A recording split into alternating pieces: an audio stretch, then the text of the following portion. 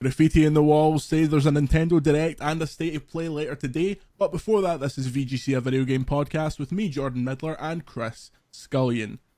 Chris, the gaming gods have come to smite us this week, probably deserved, because later today there will be both a Nintendo Direct and a PlayStation. No, it's a State of Play. I wish it was a showcase. That'd be far more interesting. But because of that, we're going to do a slightly shorter show today, mainly focused on 2 headlines and then a lot of games that we've been playing. And then tomorrow we will have a special bonus bumper show reacting to all that hot news. How were you so excited when both of these shows get announced?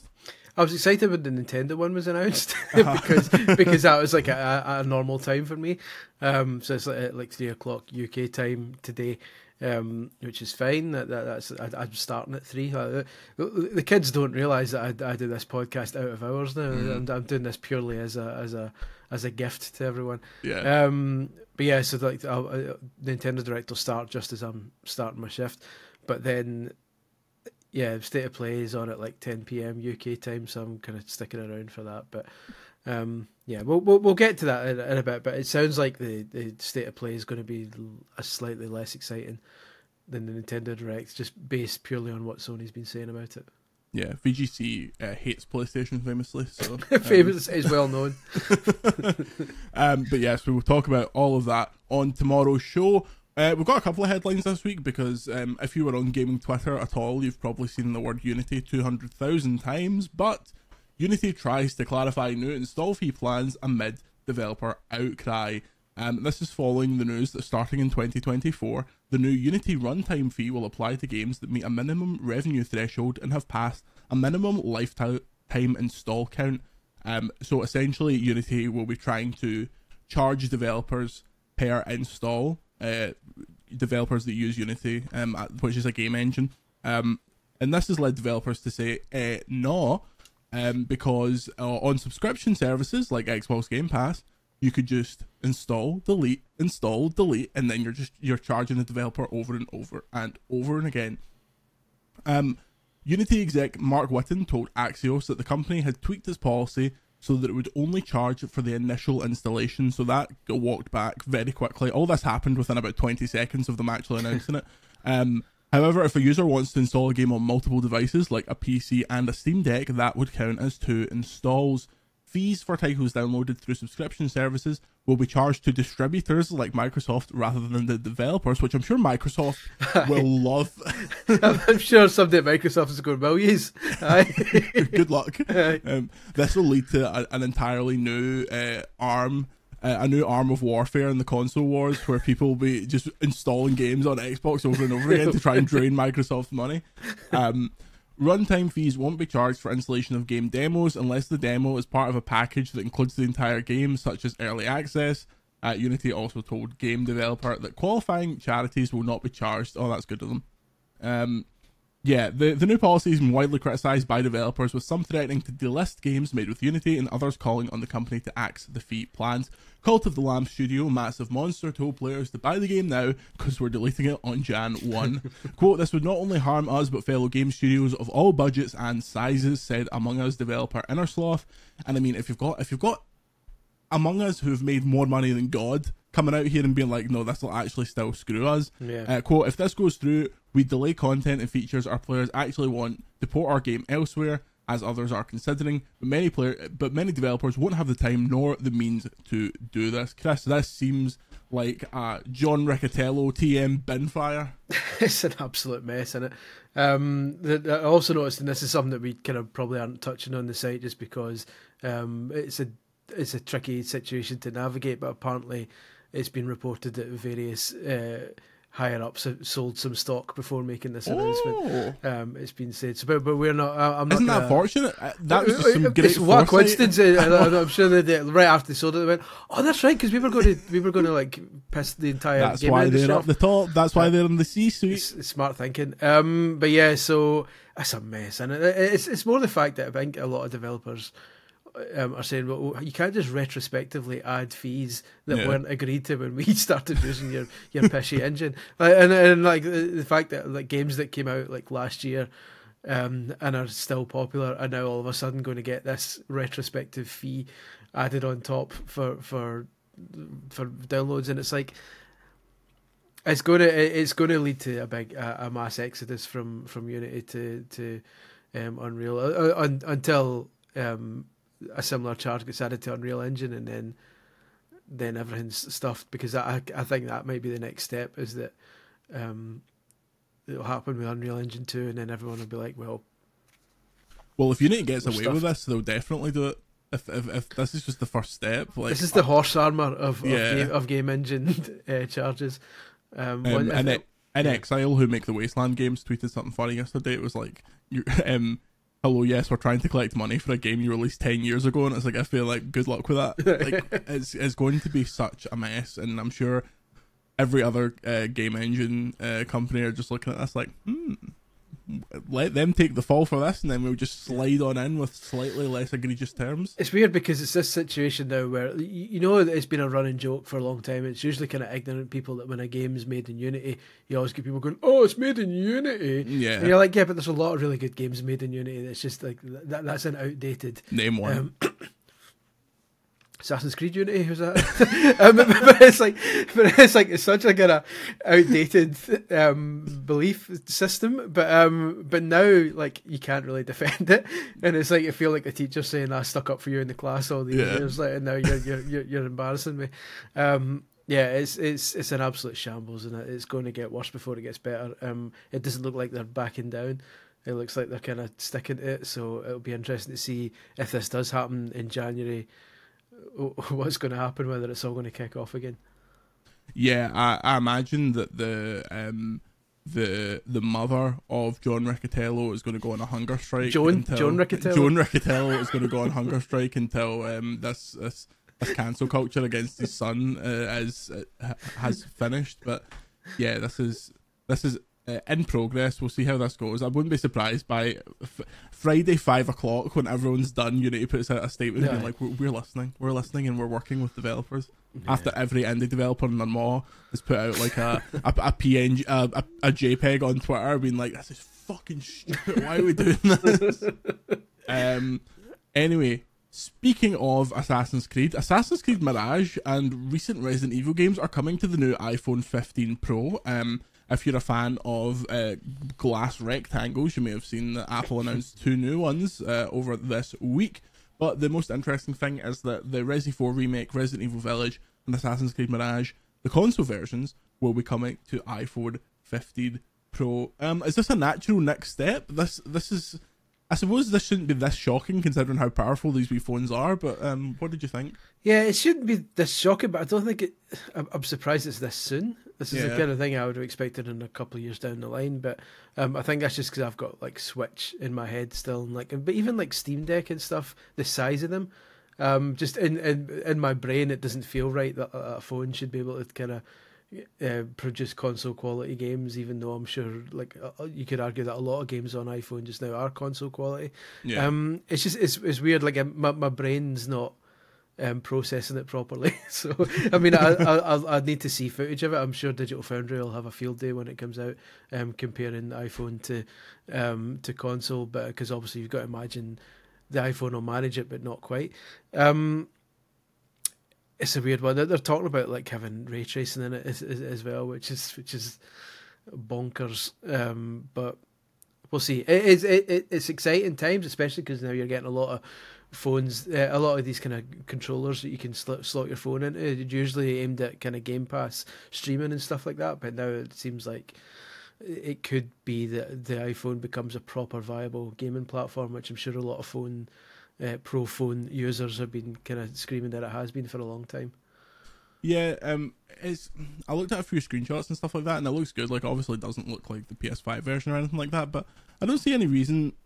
Like, my question is, does this become a weird footnote where, oh, do you remember that they put these 3 big games on iPhone and then just stopped releasing them on iPhone, or does this become a bit more regular? I know they're putting the Division, whatever it's called, on the Division Resurgence. Oh, what a memorable title! That's also coming to iPhone 15. But do we know what they're charging for the iPhone? Because I think that's the thing. If you're going to charge me £50 for an iPhone game, even if it's feature complete and everything, it's that psychological barrier of you paying £50 for something on your phone. I think a lot of people will say nah, and I think that might be what decides whether it becomes a footnote or whether it becomes the new normal, as the kids say. Because genuinely, I still look at it. If I see a phone game that's like £5, I'm like, chase yourself. £5 for a game in my pocket? I don't think so. 99p or bust. Mate, wait till you have a kid. Like this fucking what's it called? Kidopia, which is a kid thing that my daughter uses, and also Sego Mini. It's like a kind of like a suite of really basic mini games that are quite cute, to be fair, but she loves them, and it's like a membership fee, so it's like however much a month to unlock all the games in it. And it's you look at the games and you're like, these are. Back in my day, we would have called these flash games, but I said that's kind of how basic they are. But they're kind of well designed, and she enjoys them. But yeah, at that point, then all concept of value just goes down the toilet when you just realise you're paying daft money for pish. What's wrong with a good old fashioned 99-1 GBA cartridge that you'd get for Santa Ponza? Totally legit. Yeah, Santa Ponza. That was a bit like Santa Claus. I remember I got into a screaming match in school once because this lassie had one of these cartridges for the DS. I think it was it an R4 cart? Was that the one that? Like, I think so. I couldn't tell you for sure. We definitely didn't use them at Official Nintendo magazine. I'll tell you that much. No, definitely not. They had a ROM hack of Super Mario Brothers that had replaced Mario with a Pikachu, and she was like, "This is the original Pokemon Green. Only came out in Japan. This is the original Pokemon Green." And I was going like red in the face, like shouting, basically, being like, "No, the original Pokemon Green is basically just Pokemon Red. The English version of Pokemon Red is based on the Japanese Pokemon Blue that came in Koro Koro magazine." Like, she's like, "No, it's the original Pokemon Green." And ultimately, she won. You can't argue with that. With that logic. Yeah, she stayed calm while I was like blood dripping from my mouth with anger. I'm due a new phone, so I think I'm going to end up getting one of these and sending Andy an invoice for £150 when I buy all 3 of these games. But yeah, honestly, I've reached my dad era in the sense that when they were like, oh, the highest quality camera on the new iPhones has a 5x zoom, like, because usually it's like once you go past 2 times or 3 times or whatever, it goes into like the lower tier cameras as you go closer and closer. Yeah. I was like, oh, that'd be good for taking pictures of the dogs. That's what I was thinking about. Apart from that, don't care. Yeah. Couldn't give a shit. But how much do you need to zoom into a dog? I need to see into his eyes. I need to see what it's feeling. I always end up, because my contract is basically every second iPhone, just bring it in and we'll give you the new one. And I've just not thought about it in years. Are you an iPhone user? Or you got? Now. I made the jump a couple of years ago because I was done with Google, and Apple Arcade kind of caught my eye. I had an iPad, and it's like, this isn't the same. To be fair, I use Apple Arcade a hell of a lot. There's a lot of kind of stuff on there I use daily, so it was worth it. It was worth the jump. I don't like all the. There's a lot of faff, like kind of, especially when you're trying to set up like an Apple family subscription and all that, and it's just it's not as seamless as it should be. And copying music from your PC onto it isn't as seamless as it should be. Oh, impossible! Apple just somehow has decided people don't use MP3s anymore. I'm like, mate, it's me you're talking to. How am I going to get my Ridge Racer Type 4 20th anniversary soundtrack on there, mate? How many Japanese CDs have you burned to your old iTunes that exactly, still go? Exactly. But other than that, I'm happy enough with it. I don't think I should be making the jump yet. Maybe the 16 will be time. But for now, my phone's doing the job and playing most stuff, so we'll see. Yeah. Also, I always end up getting the biggest one just because I have every photo saved for the last like 50 from when I got my first iPhone when I was in like 3rd year. So it's a proper library, and I don't trust the iCloud thing is weird because I've had it enough times where some of the stuff has been like flashed to the main the main iCloud library, and then some of it just gets left on my phone. So I'm like, fuck it, just give me a 5 terabyte phone and I'll keep it in my pocket. Yes, as we said, Nintendo Direct and State of Play are later today, so there's not much point talking about them. I'm going to guess that Nintendo Direct is going to have Zelda Wind Waker 4 at it. And this is the point in the life of a Nintendo system where Nintendo start pandering to the long-time Nintendo fans and giving them spaffing shite, you could say. Giving them the sort of stuff that I love, but that most people wouldn't give a shit about. So like the stuff that they knew they couldn't release at the start of the system's life because nobody would buy it. So this is where you get the rumours doing around is F-Zero. I can believe that. This is if you're going to get an F-Zero, you get it at the end of the thing's life because they know it will sell 2 million and won't be like at the next Zelda. So they'll bring it out now when they don't need to shift a billion of them. This is where you might get a surprise Kid Icarus or a surprise Excite Bike, or this is usually the Rhythm Heaven period where that sort of thing turns up. So I would imagine you'll see, this is guesswork obviously, I don't know, but I'm imagining you'll get some kind of old Nintendo IPs surfacing during this one. I have F-Zero interest in that, good brother. State of Play, it's I want State of Play to be 30 minutes of Suicide Squad, Kill the Justice League, and that's it. Although I think that'll actually be reappearing soon, so I wouldn't be surprised if that's this one. Well, you were saying before we recorded it's going to be Final Fantasy, and it's got to be. The German PlayStation account was like, "Oh, we hear it's a good time to pre-order Final Fantasy VII Rebuff, remake, whatever it's called." So Final Fantasy 7, I believe they said. Yeah, I believe it is Final Fantasy time, and I saw someone else saying that would be like Roblox and shit. Oh, apparently that foam game that Andy likes, Foam Stars, whatever, the one that's maybe actually decent, that's maybe back too. So. We'll see. There's always going to be ridiculous expectations because anytime PlayStation farts, everyone's like, well, this is the new Naughty Dog game, even if they come out and they're like, oh, it's first and it's only third party and like indie partners. They literally come out and said it's third party and indie games, and then in a separate thing they said this is games we have announced before. So even in the realms of third party and indie, there's no going to be any bombshells. It's just like they're literally going to get to the point where they have to be like, this is everything that's going to be at this, okay? And you'll still get people saying, where's Jack and Daxter? So they never fucking said it was coming. Cool it. But so we'll see. It'll be okay, I think. You're right with Roblox. Roblox announced last week that it's coming to PlayStation after like 8 years after it's been on Xbox. So you know they'll mention Roblox during it, but we'll see. Straight after that announcement, Roblox became the most searched thing on the PlayStation Network. Really? It's like, see, if you go onto the PlayStation Network, it's like trending, and it's like Roblox, and then 3 versions of EAFC. So if it's broke through the EAFC barrier, then that's Roblox is scary, man. Does that mean you could essentially put anything on the top of the PlayStation search if you get enough people to search for it? Yeah, probably. Because you could like collate everyone to search Glasgow Celtic champions. So anyone who loads up their PlayStation will see that.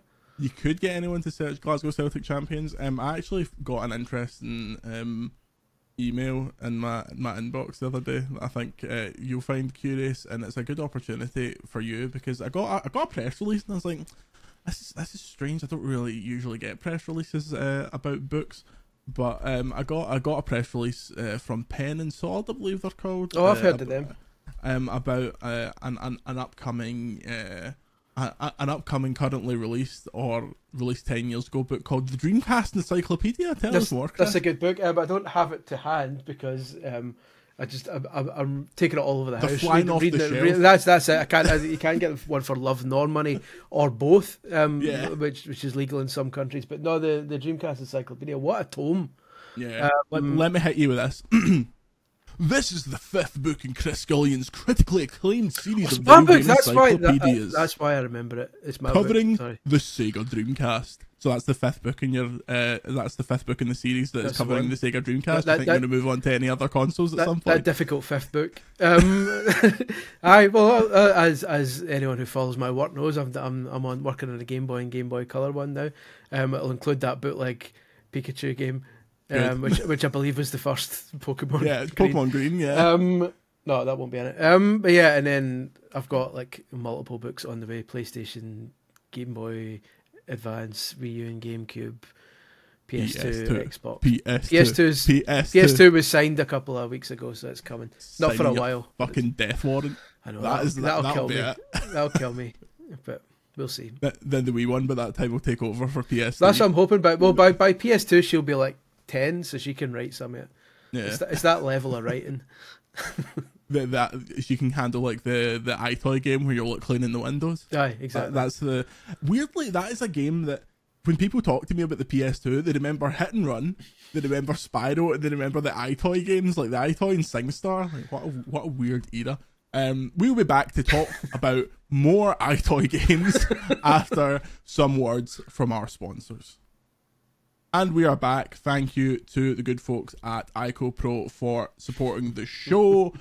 We have so many games to talk about this week, but first of all, I want to talk to you, Chris, about Mortal Kombat 1. Is it good? It is a belter. It's really good. It's so much better than I was worried it was. For some reason, I don't know why I was worried it wasn't going to be good, because the past few have been. But I've kind of been out in the Mortal Kombat loop a bit because I just can't catch up with the storyline. So when I heard that this was kind of going to be a reboot, I thought, okay, or like a what would you call it, a retcon with a K in it. I was like, okay, that'll do me. It's fantastic. The story's as good as the stories usually are in these things, but it goes all the way back to, it basically retells the first Mortal Kombat, and explains how Baraka became Baraka, and even though he was in the second one, and all how Melina got her big teeth like that and all this kind of stuff. So how Melina got her groove back. She got her groove back. But it's excellent. The combat is fantastic. The cameo system, even though it's just Marvel versus Capcom, is brilliant. The detail in the backgrounds is astonishing. Like when you play it in 4K HDR, it looks obscenely good. The end credits theme is excellent. That's one good. That get a proper like Mortal Kombat rap that the kids will love.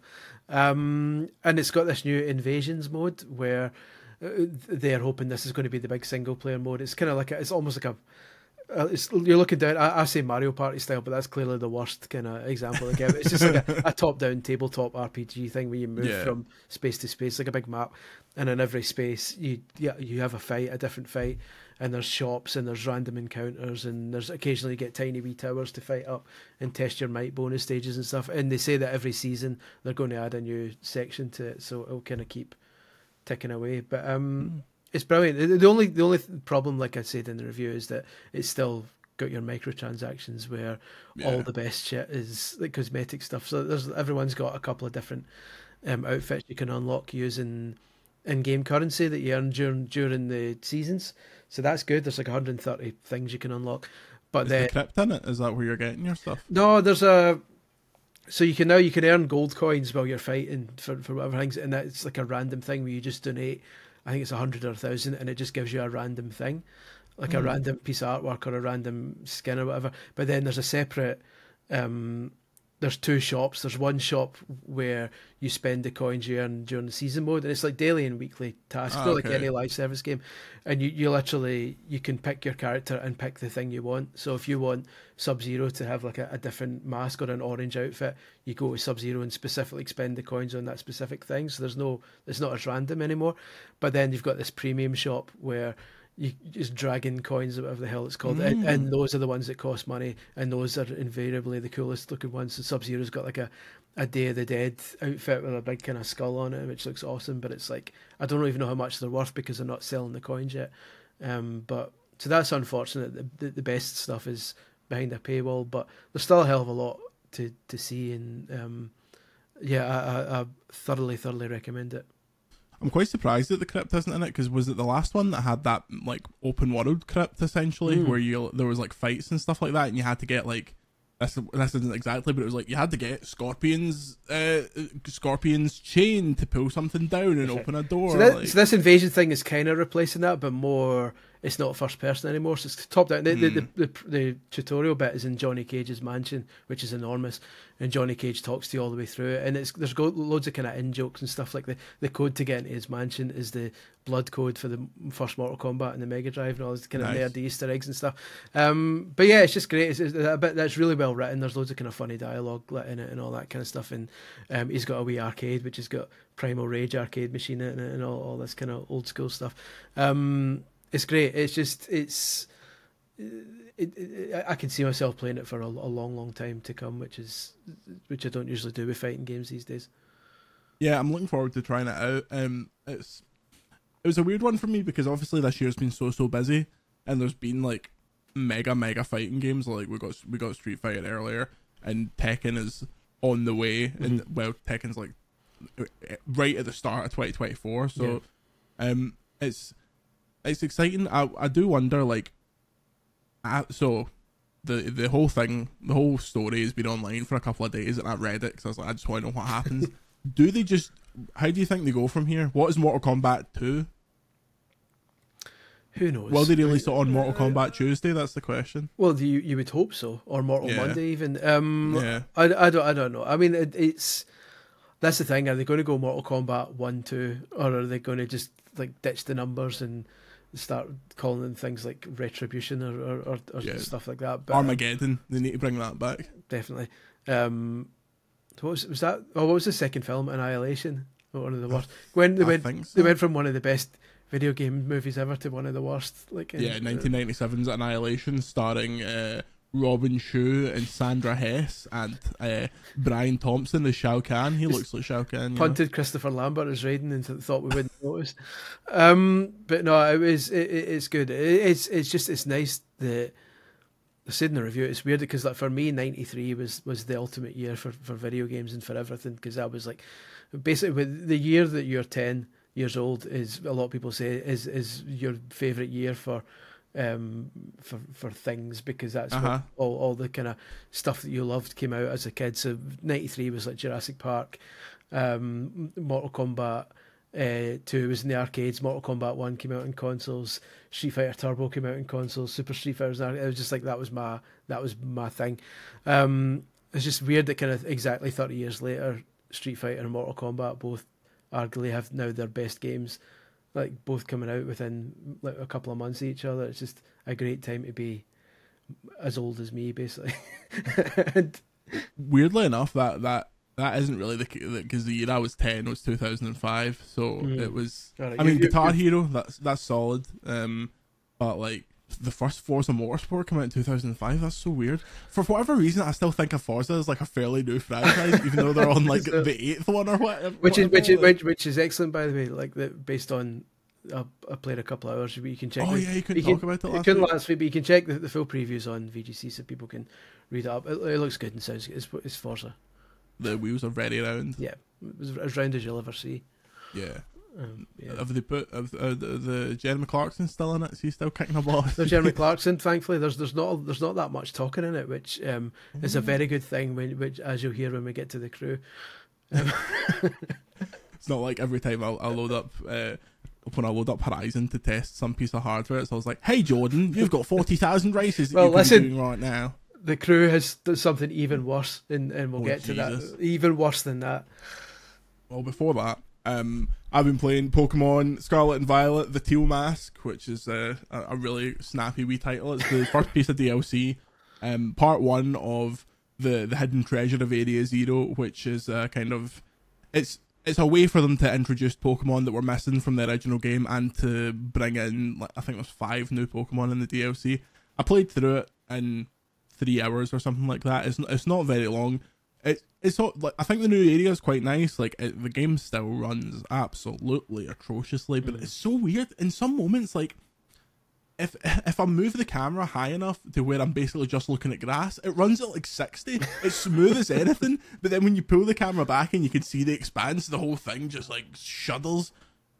Also, when I went to find some of the legendary Pokemon after you've completed the game, they were all like just shaking, like just going back and forth. Because you can see them from far enough away, which is always the danger of something like that. Yeah. But yeah, it's an interesting bit of DLC. It's better than the DLC for Sword and Shield, because that was like basically like 6 battles or something like that, and then it was like, well, if you want to go and catch all these old Pokemon again, you can do that. And this is somewhat in that vein, but they do some interesting things with in terms of like typing and stuff like that, and some of the new Pokemon are actually quite hard to catch, which has not been the case in years and years. Like back in the day, back when you were catching Zapdos, Articuno and Moltres, you'd be sitting in the back of your dad's Ford Focus driving to Aberdeen, and you'd just be throwing Ultra Balls forever and ever and ever. And I had a bit of that vibes because I've got so used to, in modern Pokemon games, so there's a Pokeball called the Quick Ball, which if you throw on the first turn, it has a ridiculously high chance of catching stuff. So I'm basically never battling Pokemon these days. I'm just quick balling them to death. but it didn't work on these legendaries, so I actually had to fight them down to having a wee tiny bit of health. And there's one more piece of DLC for Scarlet and Violet, which is coming out in December, and then they need to move on to Super Switch or whatever the remake's going to be, because like Scarlet and Violet is hanging on by an absolute thread. It is one of the most. It's like getting more unstable every time I go back to it. I swear to God, it wasn't that bad when I played it for review, but I've still got some. I've got all the Pokemon now. I've just got a few bits and pieces to do. It makes it sound like that it's like a tiny expansion. Like if you played it like a normal person, you'd probably get a decent amount of play. That's the thing, because you said like the other day you'd finished it already. I was like, that seems a bit shit, but then I realised you're probably rinsing that day and night, like just to get everything done in time. So like you say, I'd imagine human beings will get more out of it. Yeah, because the story's very like, the story gives you large opportunities, but it's like, okay, now go and catch Pokemon and go and do wee side missions and stuff like that. Whereas I was like, I want to just mainline this so I have access to everything, which is why it was quite quick. But yeah, it's all right. It's not spectacular. I've been more excited for the bigger piece, which is coming in December. This is kind of just like the little amuse bush, if you will. Speaking of bush, how's the crew Motorfest? Okay, like in many ways it's very good, right? But in many ways I was just sitting there going, fuck's sake. Like it is. So basically the reason the review's not up yet is because we were given the crew last week review code, and brilliantly the review code didn't actually work because the servers were down. And basically I was enjoyed the title screen all weekend, and then it went up on Monday for early access. So basically we got access to the game at the same time as early access players did. So I'm kind of still playing through it basically, which is why there's no review yet. It's the most shameless rip-off of Forza Horizon you will ever see in your life. Like right down to the fact that when you come out of the festival like bit in the middle of it and come out, there's a wee roundabout just like the one in Horizon. Oh yeah. I was like, that's Horizon. What a coincidence. It is. The story revolves around the most unlikable collection of 20-something wide-o arseholes. Yeah, exactly, that you've ever seen. It's very Ubisoft, because what was that racing one that had the bikes and the skateboards and everything in it? The sequel to Steep, but the one that everyone instantly forgot about. Right, okay, we're a Ubisoft. It's called something like Drive, or it's got like a really generic. It's going to annoy me. No, don't look it up. We're in the marketing office. I can remember it though. But okay. If you can you remember it, or we're in a marketing office. We're looking for it's not Steep. It's not Ride. Yep, Riders Republic. Riders Republic. Yeah, there we go. It's just like Riders Republic in that it's hosted by some loathsome individuals. And it's the same here, and they won't shut up. And even the intro where it's like, here's all the different kinds of, but instead of just saying you can do this, you can do this, you can do this, you can do this, some arsehole turns up and she goes, I've been touring the world looking at different playlists you can do, and it's instead of just saying types of racing, they keep calling it playlists like it's Spotify. Stop trying to make playlists a thing, because it's not. And so she goes, I went to Japan and did the Japan playlist, and you get to drive a wee bit around Japan. And she goes, I did the Hawaii playlist, and you're like, we get it. So it does the same kind of Forza trick where it jumps from mode to mode right at the start to let you experience a wee bit of every car. Like that's how much it rips off the kind of the structure. Is that even the opening tutorial jumps you from car to car and lets you try a wee bit of each. And then these playlists are each basically story modes, kind of like the story modes in Horizon, where one person tags along and gives you a bunch of different missions and talks shite to you the entire time while you're trying to drive. And then when people finally do shut up, then amazingly your car's got an AI that talks to you just like in Horizon.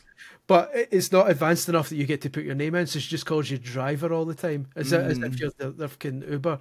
And so when you do that, she goes, great racing, driver, here's where we're going next. And it's like, and it keeps making jokes about how it's AI. It's like, I wish I was a real person. This looks great fun. You're like, shut the fuck up.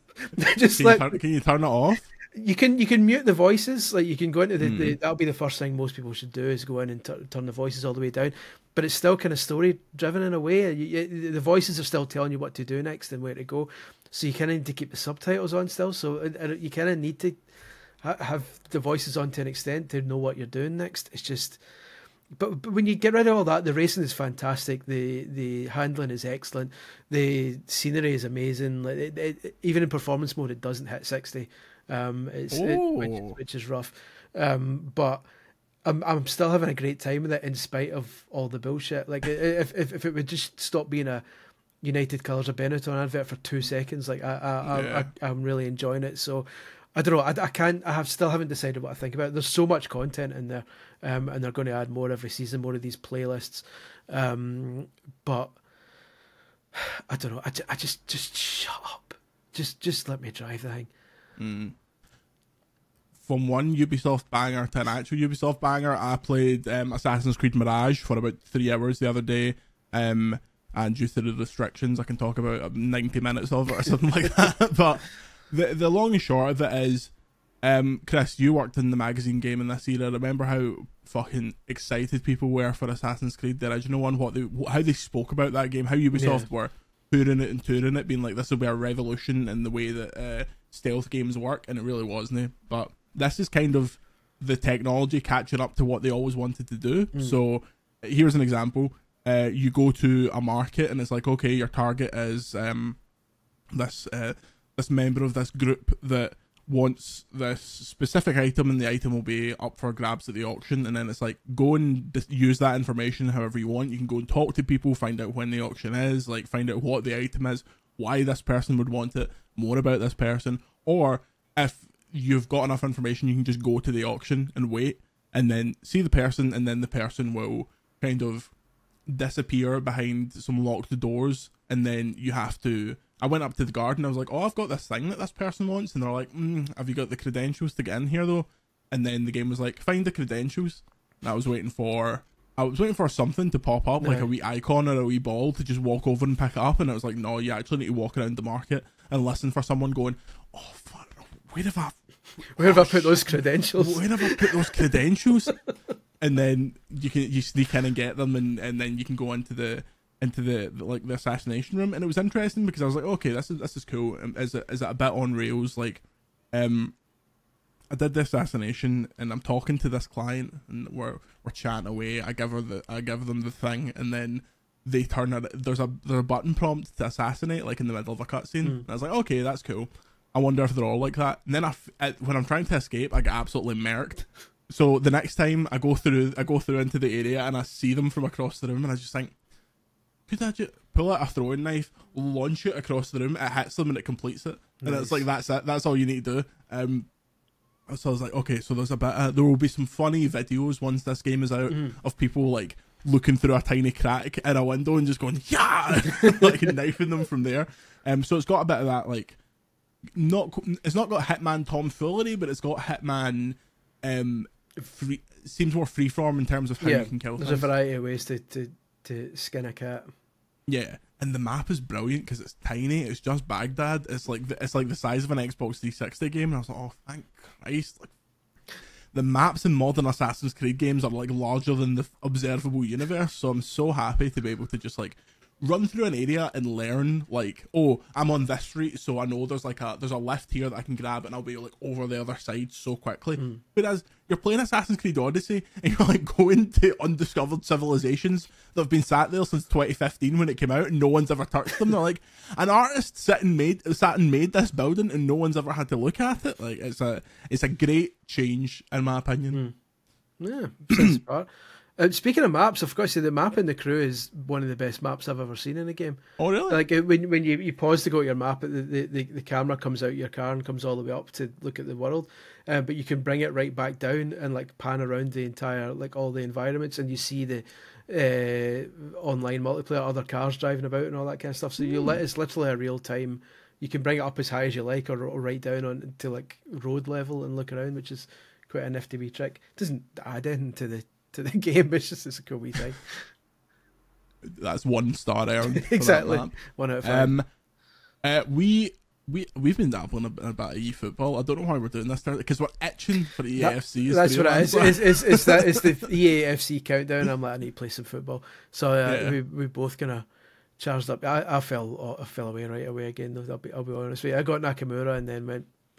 I played a couple of matches and then I was like, right, it's getting to the point where these people have like teams that are actually put together and not just random ramshackle people. So it became less fun. But I did have an amazing game where I was 3-0 down, brought it back to 3-2 last minute because they give you a Messi. If you go in at the minute, you get a free Inter Miami Messi that goes up to like level 96. I hit a free kick for the edge of the box. It cannoned off the crossbar and just landed at Heung-min Song's feet, and I just passed it into the goal and went absolutely bush. I was like, oh, the other guy will be absolutely furious. He'll be screaming he's Houston. But yeah, I'm desperate for UFC. No. I've not played FIFA since like June or something like that, so I'm absolutely I'm dying for it. The thing I realised when I went back to eFootball is when I've been away from it for so long and go back to it, I despise the way Konami does any modes, or at least Konami's football division lays out any mode in any of its Pro Evolution Soccer or football eFootball games. It's like, are they incapable of just doing something normal instead of fannying about with like? So, but I haven't played the game for months, and I come back and every single one of my players, their contracts run out because it's like real life contracts. I go, okay. So I had some items that I could extend their contracts by like 10 days. So I had to manually go to every single player and extend their contract by 10 days. I says, well, I'm not going to be playing this in 10 days time anyway because FIFA will be out, or sorry, EAFC will be out. So 10 days is plenty. But it's just such a weird. I didn't know what I was going into to just get a normal match going. There's so these kind of weird elaborate names for each. It's just, but it's always been like that. Like Master League has always been, and when it had its previous equivalent of My Team or whatever it was called back then, it was a mess. It's just I don't understand why they can't. They seem incapable of just putting together a normal mode, which doesn't take a week to learn. Yes, a strange game. All I want is to get my Ultimate Team started, to get into EAFC. I enjoyed playing the beta. Now that beta is done, did you ever manage to get into it on a console that you wanted to play on? The Switch version seemed good, to be fair, but yeah, that was like disappointing. But yeah, I'm looking forward to getting Ultimate Team sorted and like fill it with women just to annoy people. Because you know there's going to be people who are like, I can't believe they put women in Ultimate Team. It's like, well, I'm going to put women in my Ultimate Team and I'm going to like absolutely hammer people. And so see, playing the beta, the women fullbacks are absolutely rapid and they're tiny, so they like fit the perfect model of like a Jordi Alba, Kyle Walker situation. The new icons are in the game, new heroes, and no Scottish representation whatsoever. Again, no Jimmy Johnson yet. No, like surely a Souness and a Johnson and like a McCoist and like stuff like that. Like it's so weird that they've. How big does the fan base for Celtic and the Rangers have to be before Scotland actually gets like something in one of these games? It was a miracle we got Kenny Dalglish. But that was, I suppose technically you got Larson, but he, I mean, and he's also Larson's always horribly like misrepresented in FIFA games anyway. They give him like 3-star skill moves. And I suppose the other side, the zombies get Laudrup because he's in there, and so there's that. But when are they going to get Fat Chris Boyd as another icon? Morelos. I know it's a weird one, but like, especially now that we've got Celtic Park in there. I don't know if we spoke about that last week, but that was like finally 25 years of me waiting for it. It's finally happened. That's like, I presume that's why they're doing the state of play tonight, to show that off. I would have thought so. Footage Parkhead. Yeah, they'll be showing exclusive footage from the Jock Stein stand. So yeah, I'm looking forward to Ultimate Team. That's what I'm just kind of counting down the days to now, and that'll be the moment my book gets derailed. My next book. Oh God. Lies of P came out this week. I've played a bit of it. If you would like to win a deluxe edition, you can go to my Twitter, my X, at Jordan Midler, to find out how. As we said, we will be back tomorrow with our reaction show to the Nintendo Direct and the PlayStation Fun Zone. They've just rebranded it, I've just heard. You can send any questions, comments, and concerns to podcast@videogameschronicle.com. This is your last chance for the Chris Scullion Photoshop contest. You can go to my Twitter to find out more about that. The official Chris Scullion Photoshop contest. I'll announce a winner this weekend. They've been giving me such joy. So go and check that out. Thanks for listening. Thanks to Grant Kirkhope for the VGC podcast team. You can follow me on Twitter @JordanMidler, Chris @Scully1888. Say goodbye, Chris. Goodbye, Chris. Please subscribe to the YouTube channel if you're watching this in stunning 8K, which I'm definitely uploading it in. Until next time, see you later.